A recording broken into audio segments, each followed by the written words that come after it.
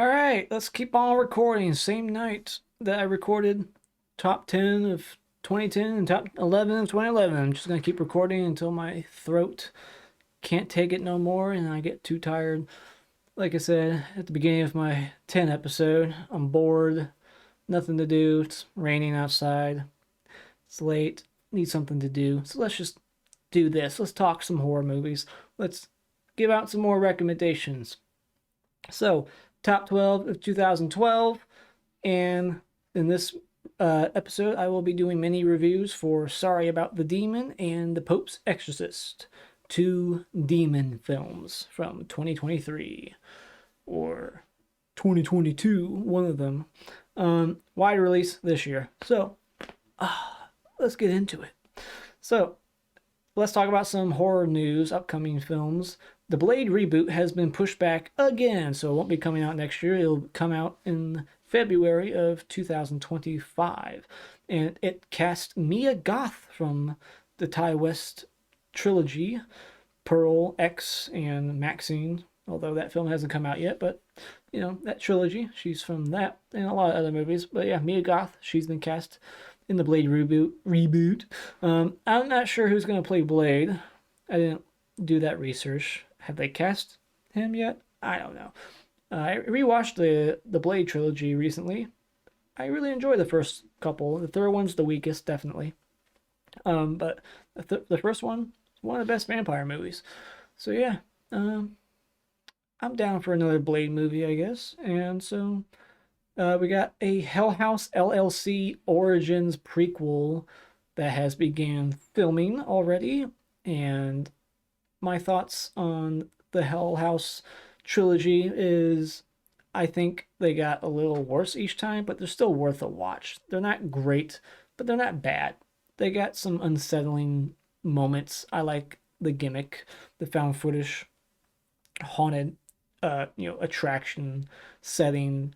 They have some creepy moments for sure, but I just think they're very low budget and they kind of show their budget at moments, and the acting's not the best, but they're kind of creepy. Just check out the first one if you haven't seen these movies. Check out the first one. If you don't like it, you won't like the other ones because I think the first one's the best. So, but yeah, that's getting a prequel supposedly. So, Blumhouse is doing an American remake of Speak No Evil, which came out last year. Got a lot of buzz. Everyone was talking about it, like it was so disturbing and controversial. Like, oh my gosh, it's so fucking scary and unsettling. The ending, it's so dark. I thought the movie was all right. It was fine. I mean, the characters were stupid as fuck, but it was all right. But it's gonna have the same director, so it's kind of gonna be like the same situation like the Grudge remake, getting the same director, right? They direct the foreign version and then they come to America and they direct the American version. So that's happening with Speak No Evil, same director, and they casted James McAvoy from It Chapter 2, Split, yada yada, the X-Men movies. So yeah, that's all I'm going to talk about today as far as horror news. So let's jump into these movies, these mini reviews. Let's talk about the lesser known one.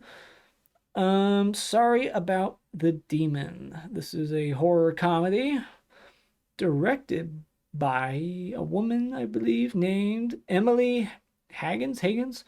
What does she do? Scare Package. She was one of the directors of the anthology Scare Package, and that's a great anthology. I love that movie. So this very short synopsis. A young man struggling with a broken heart learns that his new place is full of restless spirits. And what I thought was so funny about this movie is that he goes to this house that's haunted, but it's like haunted by demons. So it's not just spirits, it's like demonic. But he's so like pathetic as a human being that the spirits or demons, if you will, they don't even want to possess him. They're like, you suck, we're not even going to possess you. So they're like waiting for someone else to come into the house. I just thought it was really funny. It's a little goofy, maybe a little too corny for some, but most of the jokes landed for me. It's listed as 2022, but it got a wide release in January, straight to Shudder original. So I have written here a corny haunted house and demon possession horror comedy that's more funny than expected. It plays around with the tropes of serious films of this genre, and the lead actor I thought was fantastic. I just really love this character, and the two friends of his were good additions. Also, he has a blind date with a woman who conveniently has experience cleansing houses of evil spirits. So she's like the Tangina of this movie. This house is clean. That just felt very forced and convenient. Like you go on a blind date, and she just so happens to know how to deal with spirits and haunted houses. Like, okay, whatever. But it's a goofy movie, so you can forgive it. The fact that the shitty toothpaste brand that he works for plays a bigger role in the end to help defeat the demon, I thought was hilarious and ridiculous. He like works a phone line for like a toothpaste company. Like people call and complain about their shitty toothpaste, and he has to like deal with them. So that's a shitty job. And the open credits are animated. That's always fun to have animated credits. And the pace, no pacing issues whatsoever. Doesn't overstay its welcome. There's some things to nitpick, like the CGI head spin, but the humor lands more often than not. And in a horror comedy, that's important. So yeah. What else? I skip anything? Yeah, yeah. I think I said enough.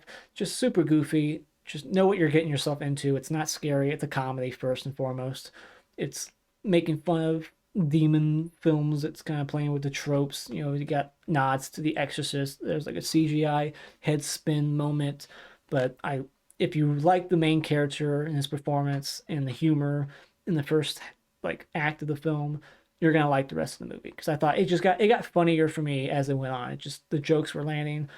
Um, there was like one joke where he was like, I'm paraphrasing, but he was like, I don't like the fact that this the ghost in this house played piano better than me. Like the piano starts playing itself and it's playing the same song he was playing but better. So he kind of took offense to that. Like these damn ghosts play piano better than I can. But that's just one joke. But yeah, there's lots of great humor in this. So fun movie. Check it out on Shudder. Next movie will be a theatrical movie, The Pope's Exorcist. It's not at the theaters no more, but I did see it at the theaters, and if I remember correctly, I think I was the only one who saw this at the theaters. At my theater. That's so where is it? I'm looking for it on my list here with my notes. All right, Pope's Exorcist by Julius Avery, who directed Overlord and the recent Sylvester Stallone superhero movie Samaritan, which I wasn't a big fan of that movie. I thought it was basic superhero shit, just generic superhero stuff, nothing fancy. I was just like, like 5 out of 10 on that. Oh, speaking of ratings, the last movie I talked about, Sorry for the Demon, in terms of overall enjoyment, 8 out of 10. Great movie. I really enjoyed it. Probably the biggest surprise of the year because it has a low rating. I think the IMDb for it was like 4.8 or 9. Like, how is it in the fours? Like, that's insane. The Pope's Exorcist. So, this stars Russell Crowe, and it is about the Pope's Exorcist. It's about Father Gabriel Amorth, chief exorcist of the Vatican. He investigates a young boy's terrifying possession and ends up uncovering a centuries-old conspiracy the Vatican has desperately tried to keep hidden. So it's pretty basic, it's generic, haunted, like, not haunted, but demon possession. It's like The Exorcist. It's got all the tropes, but in this movie, unlike the last movie I was talking about, where they're kind of like making fun of the tropes and it's more fun, this one's doing the tropes but trying to be scary and it's just doing the same shit that a lot of other movies like this do. There's nothing very fancy and new about it. It's just Russell Crowe. That's the only thing that kind of elevates this film above average, is that you got a big name attached to it, Russell Crowe. And you got Alex Esso, who I love. So, from Starry Eyes. So, yeah, run-of-the-mill possession exorcism movie with all the generic tropes and is elevated because of Russell Crowe. I just said that, but that's what I have written down also. His performance, his character's witty personality, I like him. He has, a sense of humor. He likes pissing off the demons with jokes. He says that demons don't like jokes, apparently. So that's a first. I didn't know that. The ending of the film, it ends with a quote, and it just made me laugh. It was unintentional. It just says something about the books, because apparently this is based on a book, based on true events, true story. But the quote, like the text on the screen, it was like, yada yada yada. This is based on these books, and then it was like dot dot dot, and the books were really good. Something like that. And I don't know, it just seems so odd. I was like, I like laughed out loud in the theater. Like the books were really good. It just seemed weird to throw that on the screen at the end. Like trying to sell me on the books. Like, by the way, they're freaking awesome. Bestsellers. Go and buy them. Barnes and Noble right now. Fucking go. Like, really? The books were really good. So yeah, this movie sets up basically 99 more movies. Because at the end of the movie, they say something like, you know, what was the number? 200. Yeah, they say like this guy did like 200 cases. So basically, we can get 199 more movies with Russell Crowe as the Pope's Exorcist. Um, so apparently the devil hates jokes. I chuckled a couple of times and even got unintentional laughter. The tone is mostly serious though, and I was pleasantly surprised to see Alex Esso. Although I wish they gave her a bigger role. She's just kind of like the mom who's worried about her kid because he's the one possessed, and the dad's not in the picture. It's the typical single parent family struggling, and they inherit this mansion in Italy, and they got all this crazy shit in the basement below. It's just so basic. That's the problem with the movie. It's basic. It's well shot. It looks good. Russell Crowe's good in it, but it's basic. It's basic as fuck. The climax is packed with some crazy shit and interesting visual effects. And of course, it sets up a sequel, 200 more. There's no jaw-dropping twist or anything you haven't seen in other films of this genre. You get the typical corny demon voice, the head spin, body contortions, upside-down crosses. It just checks all the boxes. So, yeah, it doesn't really take any risk. The family is okay in the end. It's not. I don't think it's spoiling much to say that the family's gonna be okay. It's like The Exorcist. The family makes it out okay. And there's even that moment in the movie where he's like, "Take me, come out of this child and take me," like Father Marin or Karras, whatever his name was. Like that seems to be in every exorcism movie ever made. Is that at some point someone, usually a priest, is going to say, "Come take me instead." And 9 out of 10 times they do. They make that bargain and they're like, "Sure, I'll take your soul." And it never works out well, usually. But in this case, it does work out. Russell Crowe lives for the next 199 movies. So, yeah, that's all I gotta say about Pope's Exorcist. Pretty basic film, above average only because of Russell Crowe. But if you don't like movies like this, like The Exorcist, then I wouldn't recommend it. So yeah, let's jump into my top 12 of 2012.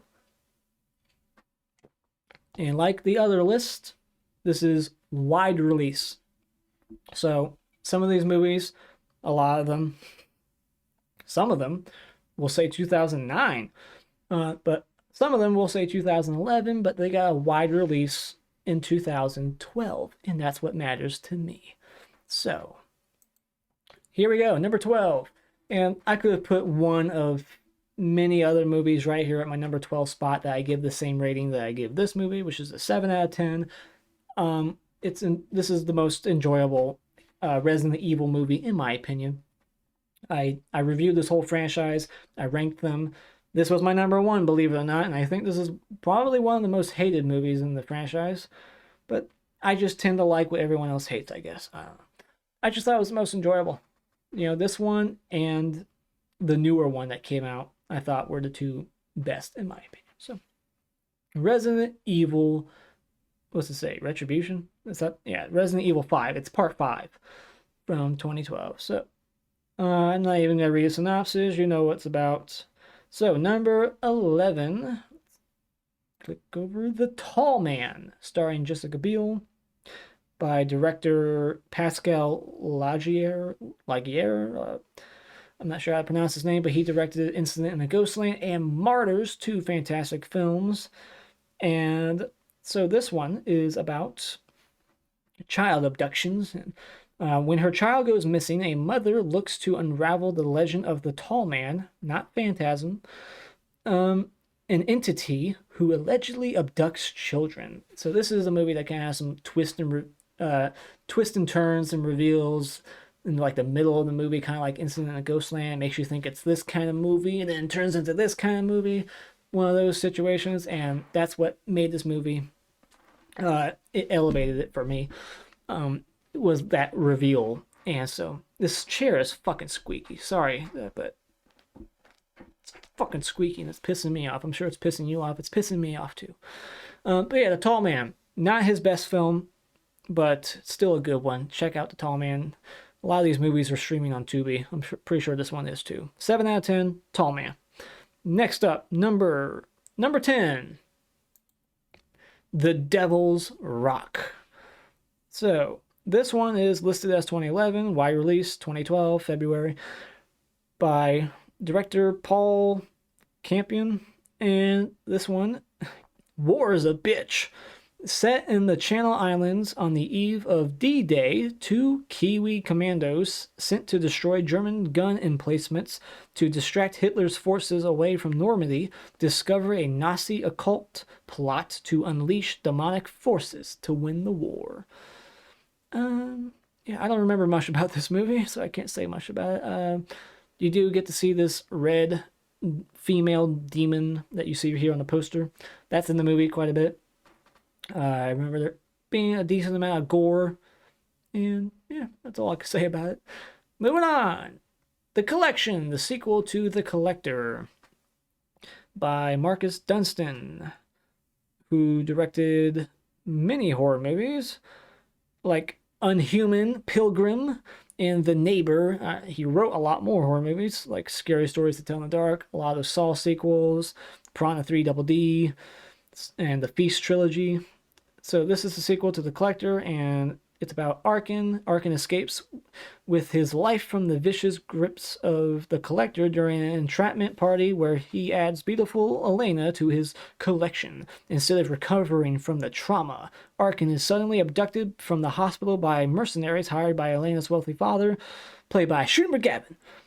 And Arkin is blackmailed to team up with the mercenaries and track down the Collector's booby-trapped warehouse and save Elena. So it's a save the girl kind of movie, like an action film. You know, someone's in trouble, we gotta go save them. Lots of traps. It's like the Saw movies in a way. Decent gore, but this one just it doesn't compare to The Collector. The Collector is a far better movie, but this one's still enjoyable. 7 out of 10, but the first one is like a 9 out of 10. I think the first one's incredible. This one's just kind of more of the same, but they try to make it bigger and better, but it just gets a little too ridiculous. But the ending, I think the ending of this movie is the best part. And it's a shame we never got the sequel to see what happened after. But yeah, great ending. Arkin's one of the baddest motherfuckers in horror. I love him. So next up is Silent Night, the remake of Silent Night, Deadly Night. Underrated movie, love it. It's my second favorite in the Silent Night, Deadly Night franchise. And let's find out who directed it, shall we? Stephen C. Miller, who directed the god-awful Escape Plan 2 and Line of Duty.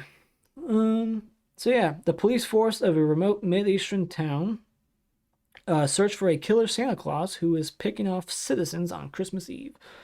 There's some over-the-top characters in this. It has some corny moments for sure. Malcolm McDowell is in it, and some of the humor doesn't land, but kids die.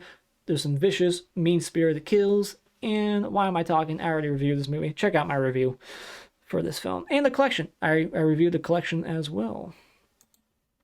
The Bay.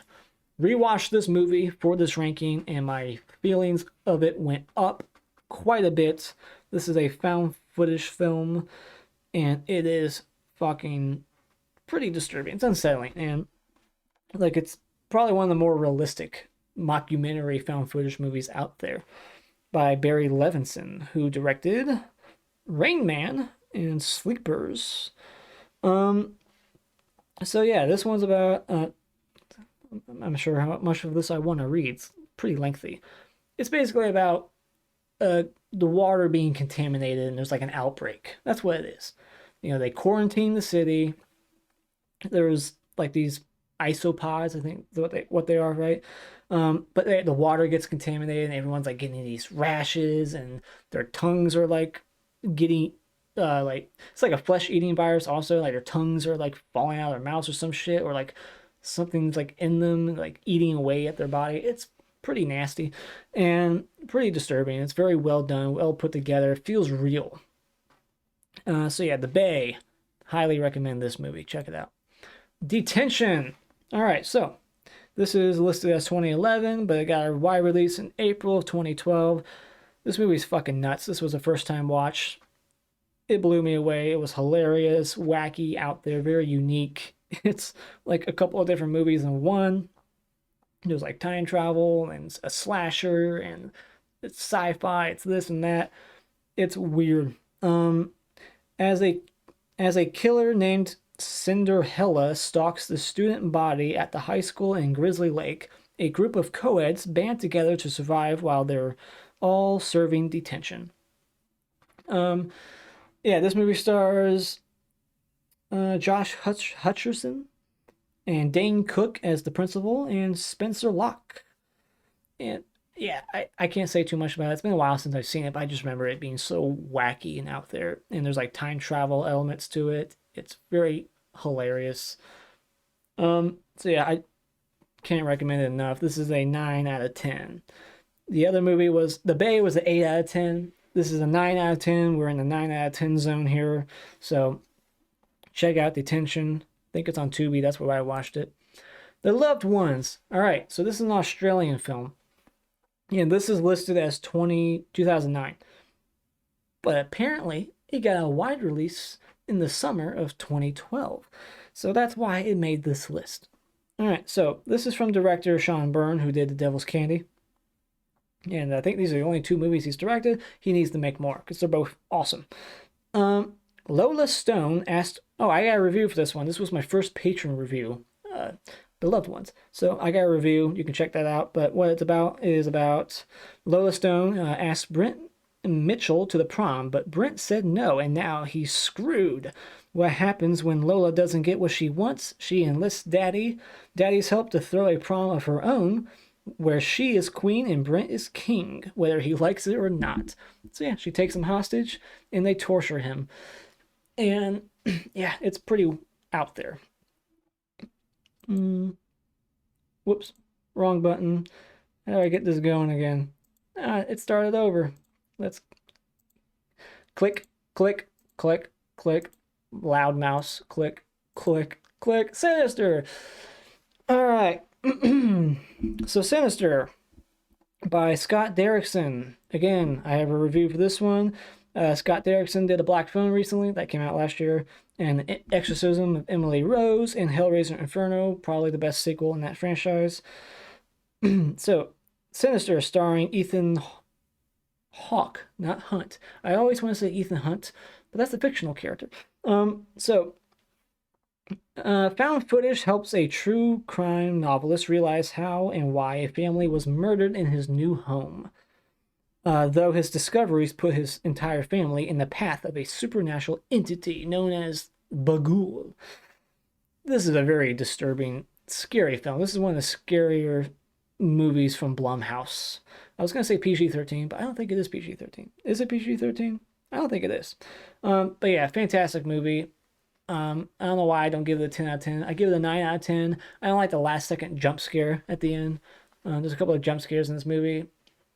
But the things that he watches, that's what makes this movie like so like hair raising, like gives you goosebumps. That whole opening, it is terrifying. So yeah, love this movie. The Cabin in the Woods, I got a review for this one also. And this movie says 2011, but it got a wide release in April of 2012. And I actually remember seeing this at the theater in 2012. So yeah, that has to be true. This came out in 2012, not 2011. So yeah, most people know what this is about. It's by Drew Goddard, who's only directed 2 movies. This and The Bad Times at El Royale, which I also reviewed, and I really like that movie, but it's not a horror film. But he wrote World War Z and Cloverfield and The Martian, all great movies. And this is about five college friends who spend a weekend at a remote cabin in the woods where they get more than they bargained for. Together, they discover the truth behind the cabin in the woods. So yeah, I don't want to talk too much about it. I already got a review for it, and my throat's starting to hurt. So let's move on. Number 2, Sleep Tight, 2011 foreign film from Spain. Got a wide release in October, VOD 2012. If this was 2011, this would have been my number 1 of 2011, but it's here in my 2012 list at number 2. So, like I said, foreign film from Spain. This is from director, not going to pronounce his name. He's from the director of Rec 1, 2, 4. Yeah, this is a masterpiece. 10 out of 10. Phenomenal movie. Love it. Don't have a review for this one, but what I will say about it is that this has incredible suspense and tension and the most fucked up, most mean villain in like any horror movie. Like his motive is just to simply ruin other people's lives because they're happier than he is. He's never felt happy one day in his life, and he sees these happy people walking into this apartment building. He's like the doorman. He's at the front desk. So he has to like fake, put a fake smile on his face and like, hey, how's it going?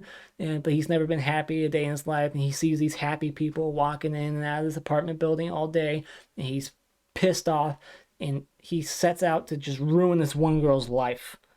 He plants shit in her apartment, bugs, fucks with her toothpaste, does this and that. He sleeps on her bed. I won't spoil everything he does, but he does some more fucked up shit than that. And the way this movie ends, oof, it's fucked up. And that's why it's so high. That's why I rated it so high. It is just a cruel movie. And yeah, just one of the most mean villains in any horror movie. 10 out of 10. Check out Sleep Tight. Number 1, Excision. Love this movie. 10 out of 10. It's so out there. It is so unique. It's like a character study. It's about this girl who wants to be like a surgeon. And this is another movie with an ending where like my jaw drops and I'm like, that's freaking just disturbing and shocking. It was shocking more than anything. I just couldn't believe that it ended that way. That it actually went there. In a normal like Hollywood movie, it never would have ended this way. And the tone of this movie, it's so weird. And this director, all his movies that he writes and directs all his movies, and this is just like all his other movies. The tone, if you don't like his other movies, I don't think you'll like this one. But this is his best movie in my opinion. And that director is Richard Bates Jr. His other movies are Suburban Gothic, Trash Fire, Tone Death, and King Knight. I haven't seen that one, but I've seen the other ones, and this is my favorite.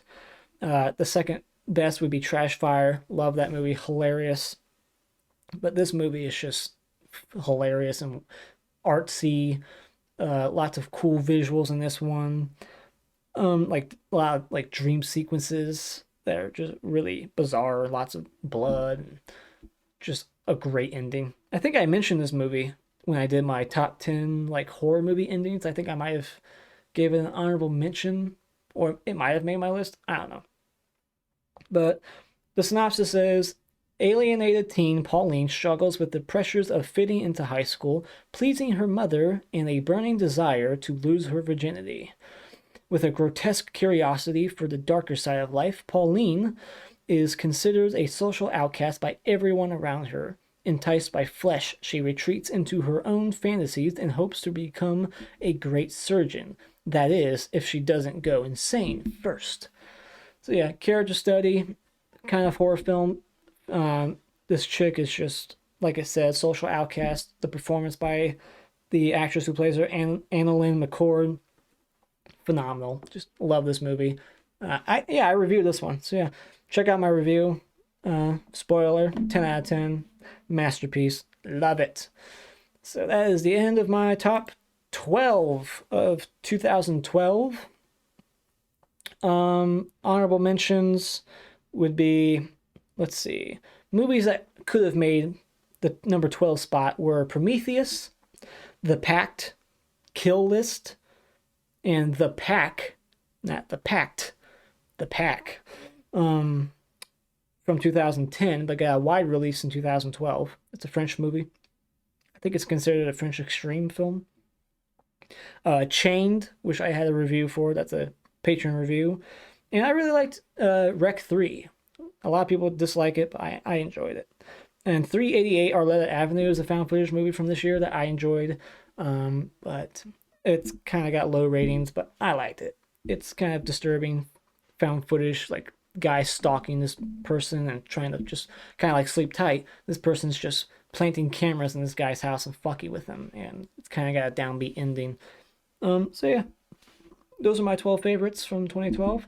What are your favorites? What are your thoughts on Pope's Exorcist? What are your thoughts on Sorry About the Demon? If you've seen them, let me know. And auf Wiedersehen. I'll see you in the next video.